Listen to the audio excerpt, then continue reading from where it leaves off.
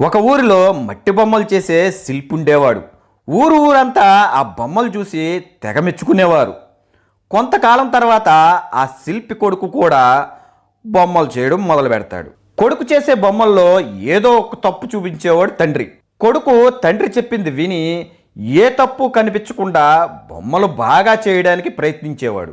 అలా కొడుకు చేసే బొమ్మలు అందంగా రావడం, తండ్రి కన్నా కొడుకు చేసే బొమ్మలే బాగున్నాయి అని ఊరంతా అనడం, రోజు రోజుకి డిమాండ్ పెరిగి అమ్మకాలు కూడా పెరిగాయి.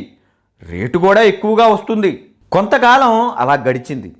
ఆ తర్వాత కొడుక్కి తండ్రి ఇచ్చే సలహాలు ఇప్పుడు నచ్చట్లేదు. తండ్రి తన తప్పులు ఎత్తి చూపించడం తట్టుకోలేక కోపంతో, అంత బాగా బొమ్మలు చేసేవాడివైతే నువ్వే చేసుకో, నాకెందుకు సలహాలు ఇస్తావు అని అరవగానే ఆ తండ్రి సలహాలు ఇవ్వడం మానేశాడు. కొన్ని రోజులు గడిచాయి.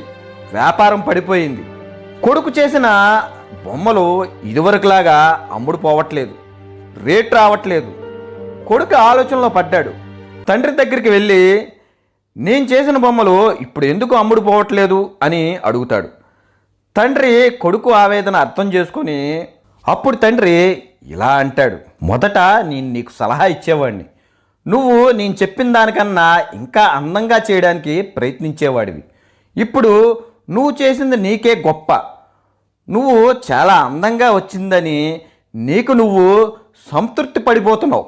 ఇంకా దానిలో ఉన్న తప్పు నీకెలా తెలుస్తుంది?